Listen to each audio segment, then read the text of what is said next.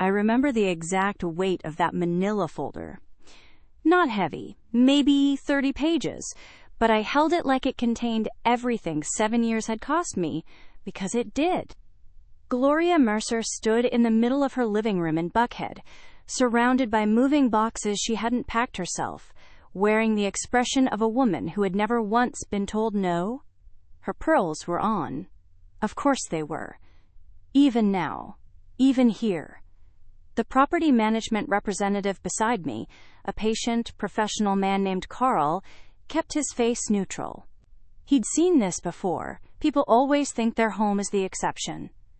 Gloria looked at Carl first, then at the boxes, then finally at me.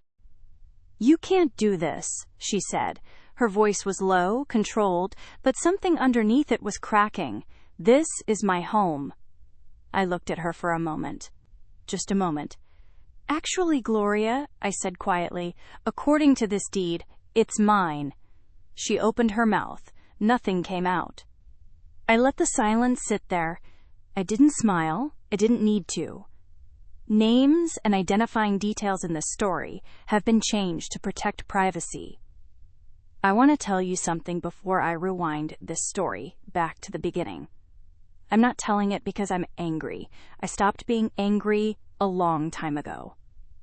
I'm telling it because some of you are sitting exactly where I used to sit, next to someone who looks through you at dinner, who smiles at you in public and sharpens their words in private, who has decided, before you even opened your mouth, that you are not enough. She spent 7 years telling me I wasn't good enough. For her son, her family, her neighborhood, she just forgot one thing. I'm very good with property. My name is Camille Dawston. At the time this story starts, I was 27 years old, living in a one-bedroom in Midtown Atlanta, and working as a financial analyst at a commercial real estate firm on Peachtree Street. I wasn't flashy. I didn't need to be. I understood numbers the way some people understand people. Intuitively, quietly, completely. I knew how to read a balance sheet the way you'd read a face. I grew up in College Park. Not in poverty, but not in comfort either. My mother worked 2 jobs and still made Sunday dinner from scratch every week. She taught me that dignity isn't something other people hand you. It's something you build, slowly, out of discipline and patience, and refusing to let anyone see you sweat. That lesson would become the most useful thing I ever owned. I met Derek Mercer at a charity event in Midtown in the spring, one of those wine and networking evenings where everyone is pretending to care about the cause while actually reading name tags. He was warm. Genuinely warm. Not performed. He laughed too loud at his own jokes, which should have been annoying but somehow wasn't. We talked for 2 hours. He called the next morning. For 8 months it was easy. Derek was easy.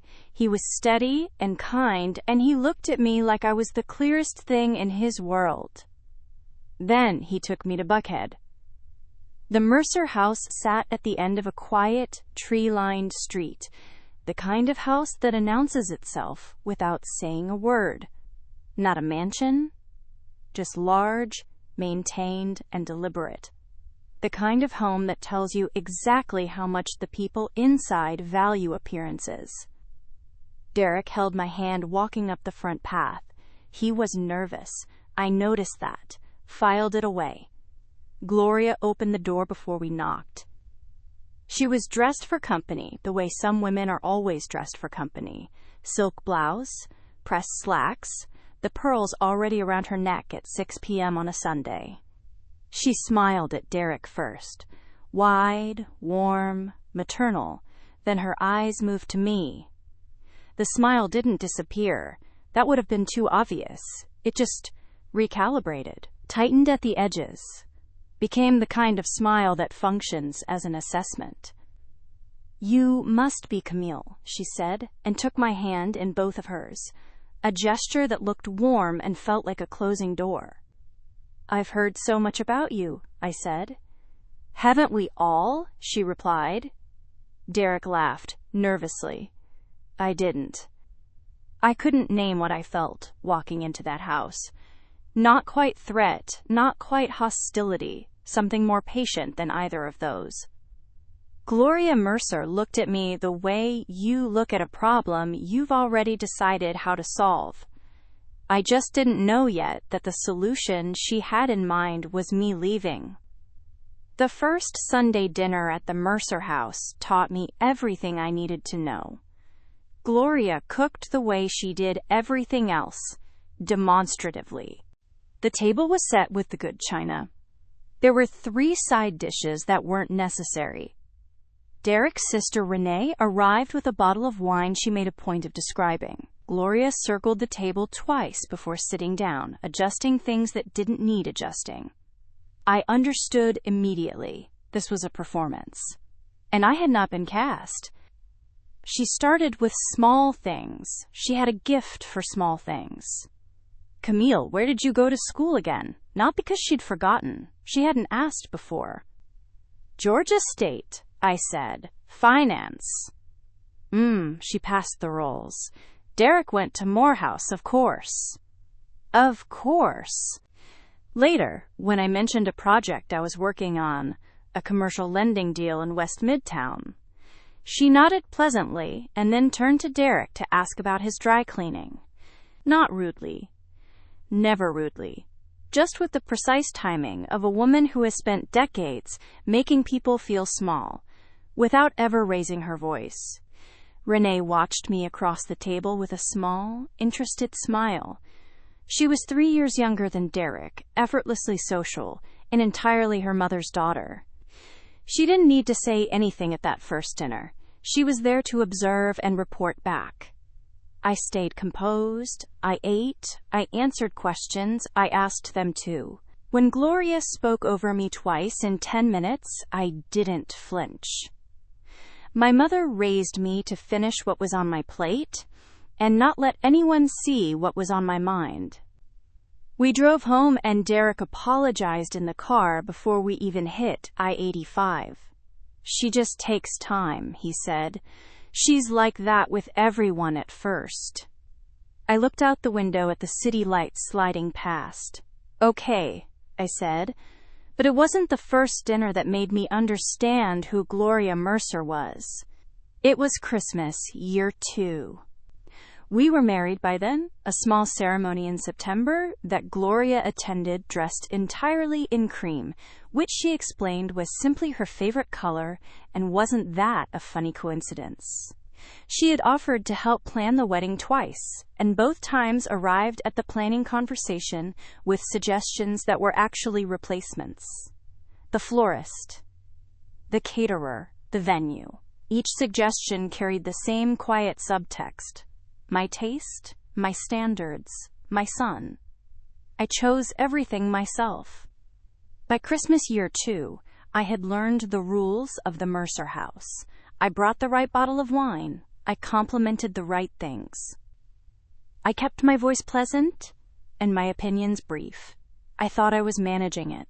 I thought if I was steady enough, quiet enough, correct enough, eventually there would be nothing left for her to push against. I was wrong about what she was pushing for. We were at the dinner table. Derek, me, Renee, Renee's boyfriend at the time, and Gloria at the head. Dessert had just been served. The conversation had been civil, almost warm. Derek was laughing. I had allowed myself to relax, just slightly. And then Gloria looked at me over her pecan pie with that recalibrated smile and said, "Sweetheart, I don't say this to be cruel, but some women are wives, and some women are just practice." The table went quiet. Renee looked at her wine glass. Derek's fork stopped moving. Gloria held my gaze with the serenity of someone who had just done something they'd been waiting a long time to do. I said nothing. I kept my face completely still. I picked up my fork and finished my dessert. On the drive home, Derek was talking before I'd buckled my seatbelt. Apologizing, explaining, "She didn't mean it like that. She says things sometimes. She's from a different generation. Camille, say something." "Don't," I said. He went quiet. Just don't. I stared out at the Buckhead streetlights, dissolving into the Midtown skyline, and I felt something shift inside me. Not rage, not tears. Something quieter than either. Something that finds a corner and waits. After that Christmas, the exclusions became systematic. Family photographs at Easter. Someone always needed me to step out for just the Mercer family shot. Decisions about holiday gatherings, about Derek's birthday dinners, about where they would spend Thanksgiving. These conversations happened before I was informed of the outcomes. Renee started texting Derek directly about family plans without copying me. When I mentioned it to Derek, he said he'd talk to her. He always said he'd talk to someone. The conversations he had never seemed to produce results. Gloria never raised her voice at me again. She didn't need to. She'd already said the only thing that mattered. Everything else was just administration. And I, quietly, without announcement, went to work. If you've made it this far, you already know where this is going. And trust me, it is going somewhere she never saw coming. Subscribe to Revenge Bite so you don't miss a single chapter of this story. And drop a comment below. Where are you watching from? I want to know who's in this with me. There is a particular kind of loneliness that comes from being invisible inside a family you legally belong to. It doesn't announce itself, it accumulates. A missed invitation here. A conversation that stops when you enter the room there. A holiday table where everyone knows their role and yours was never written down. Because no one intended for you to stay long enough to need one. By year 3 of our marriage, I had stopped expecting things from the Mercer family. Not dramatically. Not with an announcement or a confrontation. I just quietly redirected the energy I had been spending on hoping and put it somewhere more productive. Derek noticed and didn't notice at the same time. That was his particular gift. A kind of selective blindness that allowed him to love me genuinely while also never quite seeing what was happening around me. He was not a cruel man, I want to be clear about that. He was a conflict avoider in a family that ran on conflict the way other families run on Sunday dinners. Every time something happened, every exclusion, every sharpened comment from Gloria, every social maneuver from Renee, Derek's response was to smooth it over, minimize it, ask me to be patient. She'll come around. He said so many times it stopped meaning anything. I stopped arguing with it. I stopped saying much at all at home about any of it. And into that silence, I built something. The first property was a 2-bedroom in West End. A neighborhood people were sleeping on in year 3 that I could already see was waking up. I bought it with money I had been saving before Derek and I even met, moved through the financing quietly, and had it rented within 6 weeks. I didn't make a production of it. I mentioned it to Derek the way you mention a work project. Present tense, already done, no room for committee input. He was surprised, then proud. Then, within a week, he had mentioned it to Gloria. Gloria's response, relayed through Derek like everything was that it was a lot for Camille to manage on top of everything else. The everything else being presumably my job, my marriage, and the business of trying to earn my place in a family that had already filed my application in the trash. I bought a second property in Sylvan Hills 4 months later. The third one, a duplex just off the Beltline, came in year 4. By then, I wasn't doing it to prove anything. I was doing it because I was good at it, because the numbers made sense, and because every time I closed on something, I felt more like myself than I had in years. Tasha Bright had been my colleague for 2 years before she became my friend. She was the kind of person who notices things. Not intrusively, not loudly, but with the quiet precision of someone who pays attention as a form of respect. She sat 2 desks from me at the firm, and she could read a deal structure and a person's face with equal accuracy. She was the first person at work who asked me directly how I was doing, not as a greeting, but as an actual question. We were in the break room on a Tuesday morning, and I must have been carrying something in my expression, because she looked at me over her coffee and said, "Not the work version, the real version." I almost deflected. Then I didn't. We talked for 40 minutes. I told her more than I intended to. She listened without offering solutions, which was exactly right. After that, we were friends in the real sense, the kind where you don't have to perform being fine. Tasha saw clearly what was happening inside the Mercer family dynamic and never once told me what to do about it. She just made sure I knew someone was watching and that the person watching was in my corner.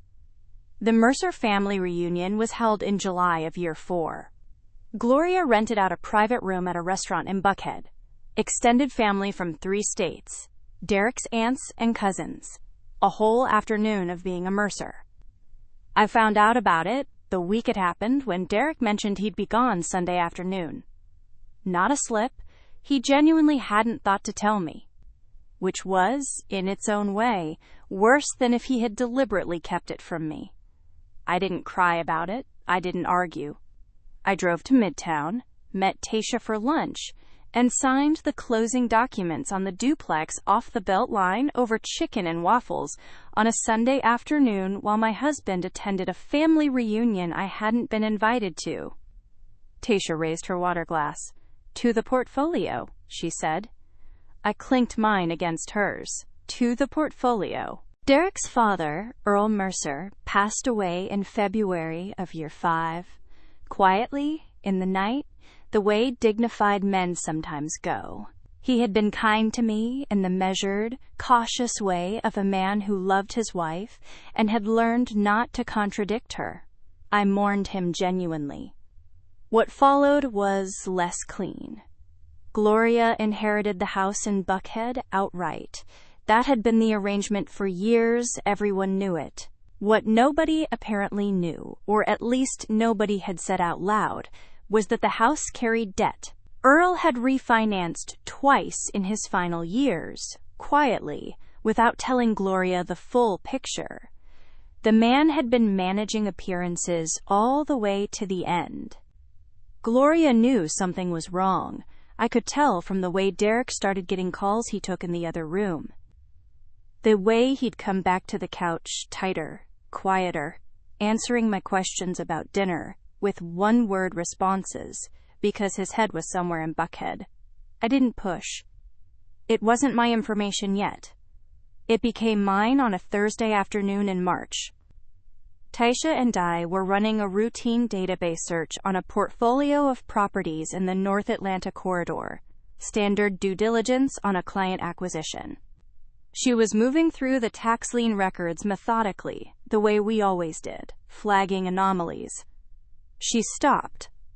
I watched her eyes move across her screen twice. Then she turned her chair slowly toward me. "Camille," she said, carefully, "what's the address of your mother-in-law's house?" I told her. She turned the monitor toward me. The tax lien was right there, public record. Earl had fallen behind in the final year of his illness, and the lien had been filed and not resolved. Gloria either didn't know the full extent of it or hadn't moved to address it. Either way, if it went unresolved long enough, the property would move toward default proceedings. The house in Buckhead. The house with the good china and the Christmas dinner and the pearls. I sat back in my chair and looked at that screen for a long time without saying anything. "I'm going to give you a minute," Tasha said, and went to refill her coffee. I sat with the information for 2 weeks. I want to be honest about those 2 weeks because this is the part of the story people always want to flatten into something simpler than it was. They want it to be easy, obvious villain, obvious move, obvious satisfaction. But I sat with it, and it wasn't simple. Gloria Mercer, had spent 5 years making me feel like a guest in my own marriage. She had said things to me that I will carry for the rest of my life. She had systematically, surgically, and with great patience, tried to remove me from a family I had legally and lovingly joined.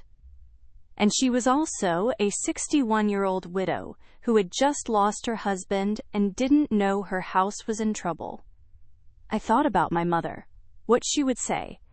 I thought about what I believed about fairness, real fairness, not the revenge fantasy version. I thought about who I wanted to be at the end of this story. I thought about that Christmas dinner. Some women are wives, and some women are just practice. I thought about it a lot. If you found out your enemy's house was about to go into default, would you buy it? Be honest. I'm not asking what the right answer is. I'm asking what you would actually do. Drop it in the comments. I read every single one. At the end of those 2 weeks, I made a decision. I'm not going to tell you what it was yet, but I will tell you this. I called my attorney on a Monday morning, and I went into that conversation knowing exactly what I wanted and exactly how to ask for it. Some things you learn in real estate, some things you learn from 7 years of being underestimated.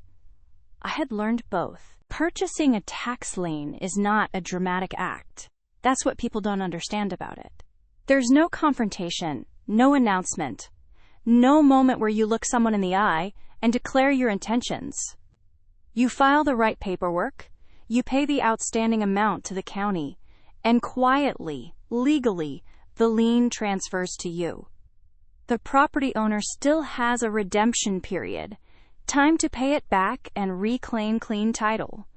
But if they don't, the lien holder can move toward ownership. It is, at its core, a financial transaction, clean, documented, entirely above board. I completed it on a Wednesday morning between a 9 o'clock client call and a lunch meeting in Midtown. I signed where I was told to sign. I transferred the funds. I thanked my attorney. I went to lunch.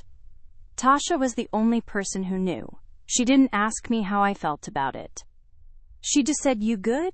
And I said, "I'm good." And we talked about the client meeting for the rest of the meal. Nobody in the Mercer family had any idea. For the first 2 months after the lien purchase, life continued exactly as it had before. Derek got his calls from Gloria. He took them in the other room. He came back quieter. I made dinner and asked how his day had gone, and he answered, and we were, on the surface, a functioning marriage. Gloria had engaged a financial advisor. Derek mentioned it once, carefully, watching my face for a reaction I didn't give. The advisor had apparently told her the situation was manageable with the right steps. What those steps were, nobody specified to me. I didn't ask. The redemption period ticked forward. I went to work. I managed my 3 rental properties.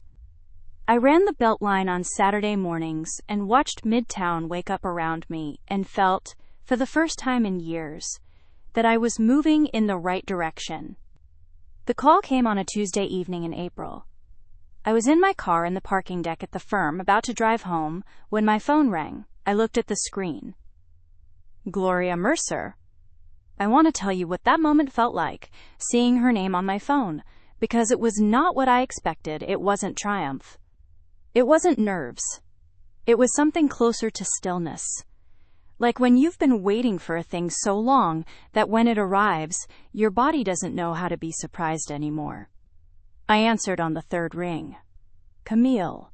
Her voice was warm, warmer than I had ever heard it directed at me, soft at the edges, almost gentle. I hope I'm not catching you at a bad time. Not at all, Gloria, I said. What can I do for you? She took a breath, a small, practiced breath, the kind that precedes a request someone has been rehearsing. She said she'd been dealing with some of Earl's unfinished business, financial matters. Nothing alarming, she said, just complicated. She was looking for a bit of guidance from someone she trusted, someone who understood property finance, Someone she trusted. I let that sit for exactly 1 second. Of course, I said. Tell me what's going on. She talked for 12 minutes.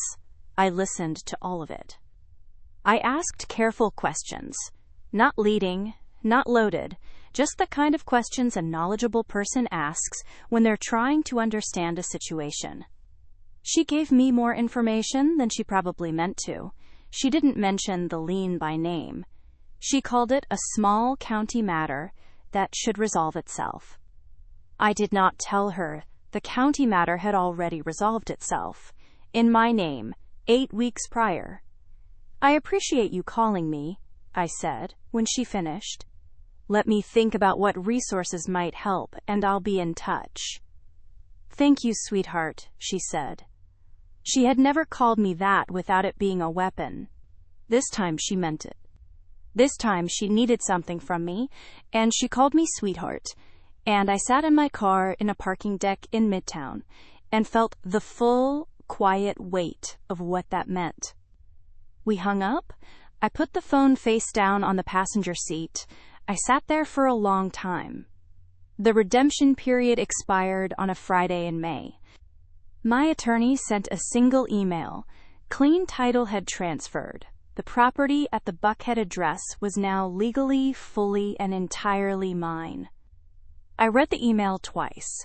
Then I closed my laptop, put on my running shoes, and went out into the evening. She called me. Of all the people she could have called, her financial advisor, her pastor, her daughter, her son, she called me. And I want you to think very carefully about what I did next. I gave it 3 weeks. Not for drama, not to let her suffer. I gave it 3 weeks because I am methodical by nature, and because I wanted every document in order, every process followed correctly, I dotted with the kind of precision that leaves no room for dispute. When I walked up to that door, I needed to be unassailable. Not just legally, completely. Carl, from the property management firm, met me on the street in front of the house on a Thursday morning. He was professional, unhurried, carrying his own copy of the documents. We had been over the process twice. He knew what to expect, or at least he knew what his role was. What he couldn't have prepared for was Gloria. Nobody was ever fully prepared for Gloria. I rang the doorbell. She opened the door expecting Derek. I could see it in her face, the way her expression was already arranged for her son, already warm and ready, and then it hit her that it was me standing on her front step on a Thursday morning, with a man she didn't recognize, and a manila folder in my hand, and something shifted behind her eyes so fast it was almost imperceptible.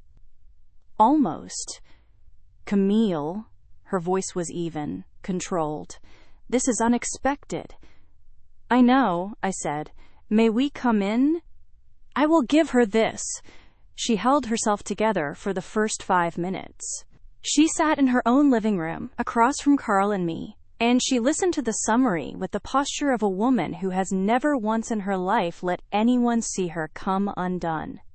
Her hands were folded in her lap, her pearls were on. Then Carl finished speaking and the silence landed, and that was the first moment. She looked at me with an expression I had never seen on her face before, a kind of open, unguarded disbelief, as if the laws of the universe had just rearranged themselves without her permission. This isn't possible, she said. Not to Carl, to me. You can't own this house. This is my home. This has been my family's home. The deed reflects the current owner, I said. I can show you the filing date if that's helpful. That was the overconfident declaration. The moment she decided this was a mistake, a clerical error, something she could simply correct by refusing to accept it. She straightened in her chair and reached for her phone. I'm calling Derek. She called him twice. He didn't answer. I knew he was in a morning meeting. I had checked his calendar before I left the house. I am, as I mentioned, methodical. The silence after the second unanswered call was its own kind of verdict. She pivoted without pausing, actually stood up, which I hadn't expected, and looked at me with the full force of 61 years of Buckhead composure, and said, "I will be calling my lawyer. Today. And I promise you, Camille, when he looks at whatever that document is, we will have this sorted by the end of the week." There it was, the public overreach. Except there was no public. Just me and Carl and the boxes nobody had packed yet. "Please do," I said. And I meant it genuinely. "Carl has a copy of everything for your attorney. We welcome the review." She took the copy from Carl's hand without looking at him. Her lawyer called my attorney that afternoon. The call lasted 20 minutes. When my attorney relayed the outcome, she used the word airtight twice. Gloria had no move left. Was I wrong for this? I've asked myself that question more times than you might think. Some people will say yes, that it was calculated, that it was cold, that there were other ways. Tell me where you stand in the comments. I'm genuinely asking. I sat across from her in that living room for the last time as a visitor, and I placed the lease on the coffee table between us. Fair market rent for Buckhead. Not punitive, not generous. The number the market said the property was worth, nothing more. "You can stay in your home, Gloria," I said. "I'm not removing you. I'm offering you a lease." She looked at the document on the table like it had been placed there by someone she had always known would one day do exactly this. And maybe, somewhere underneath all that performative grace, she had always known. The lease sat unsigned on the table between us. I left it there and stood up. "Take the weekend," I said. "Carl's information is on the cover page." I picked up my folder and walked to the door. Behind me, Gloria Mercer stood in the middle of her living room, surrounded by boxes she hadn't packed, wearing pearls at 10 in the morning, with no move left to make. I didn't look back. Gloria signed the lease on a Monday morning. I wasn't there for it. That was intentional. I had Carl handle the execution. He met her at the house, witnessed the signature, collected the first month's rent in the form of a cashier's check, and sent me a single text when it was done. Signed. Dated. Filed. I read it at my desk in Midtown and went back to the report I was writing. But then Carl called an hour later. His voice was the same professional neutral, it always was, but there was something careful in it. He said that while organizing the property file, the original deed documents, the title history, the previous owner records, he had found a letter, handwritten, filed loose between two older documents at the back of the folder. He hadn't read past the first line, he said. He thought I should know it was there. He brought the file to my office that afternoon. I waited until everyone had gone home. I sat at my desk with the lamp on and the Atlanta skyline going dark behind the window, and I opened the folder and found the letter near the back. Exactly where Carl had said. 2 pages, handwritten in a precise, controlled cursive. The kind of handwriting that belongs to a woman who was taught penmanship as a form of character. It was addressed to Earl. Dated the September of the year Derek and I were married. I won't tell you everything it said. Some of it was between a husband and a wife, and even now I feel the boundary of that. But the line that matters, the line that explained everything, that made 7 years of small cruelties suddenly legible, was near the bottom of the first page.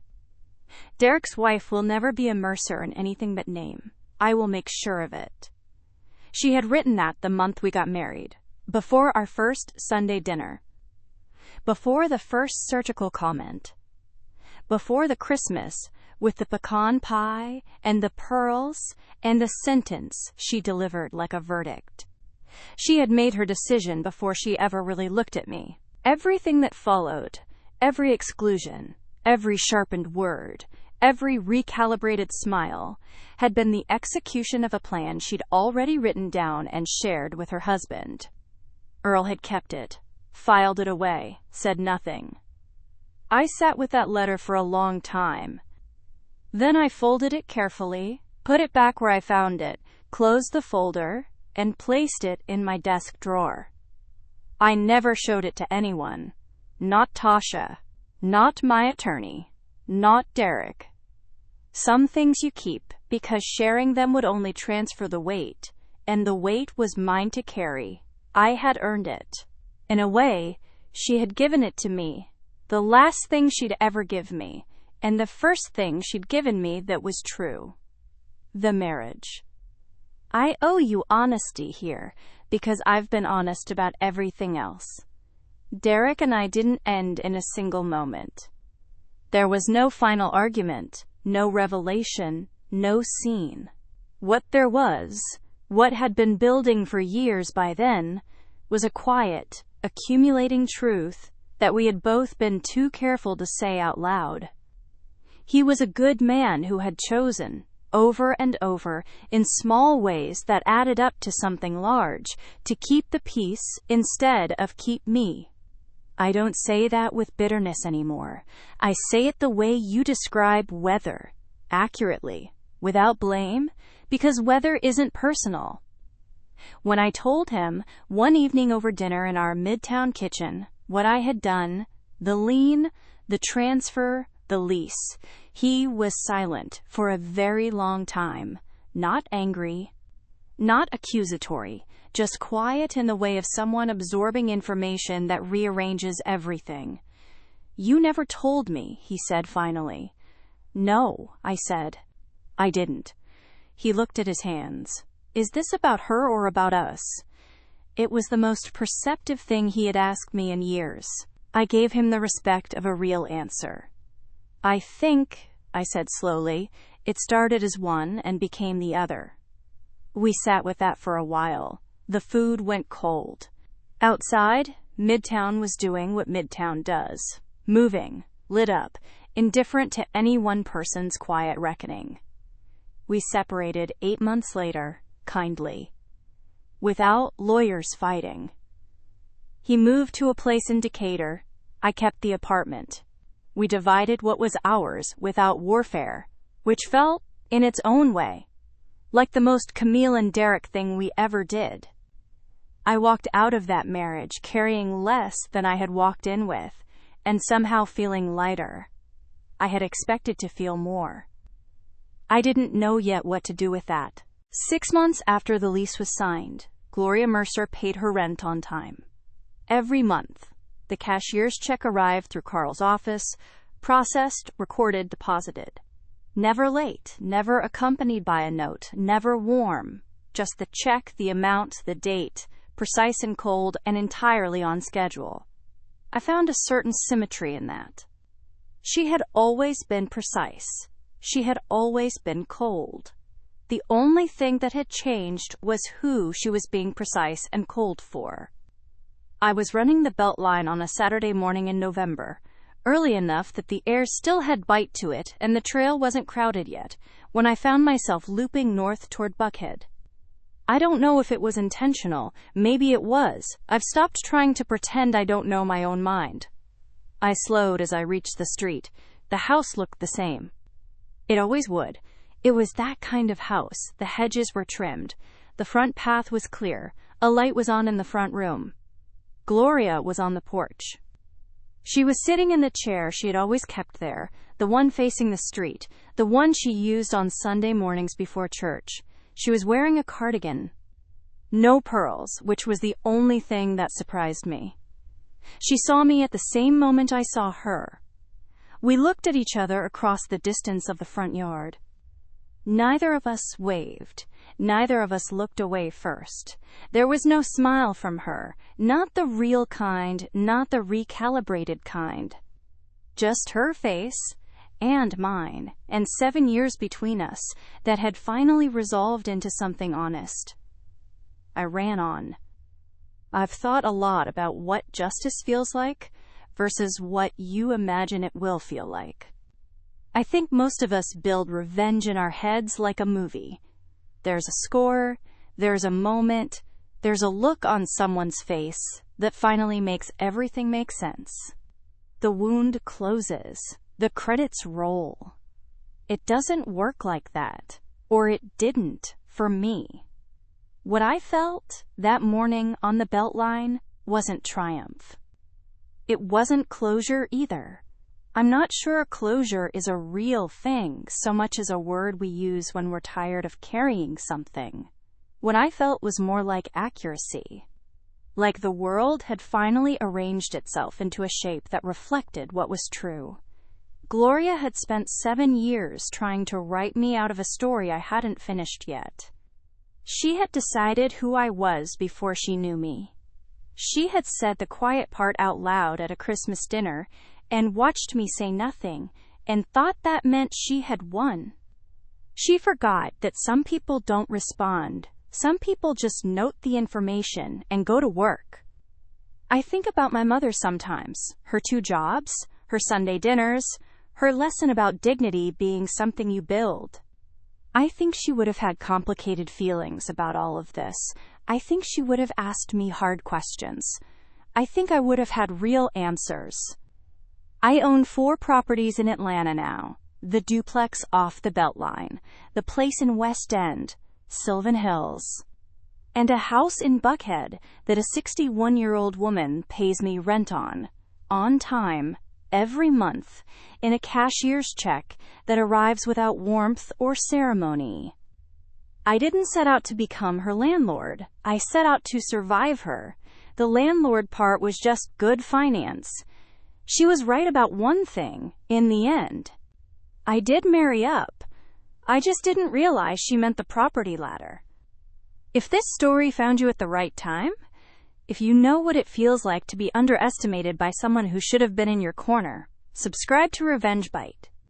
Every story on this channel is for the person who stayed quiet and kept building.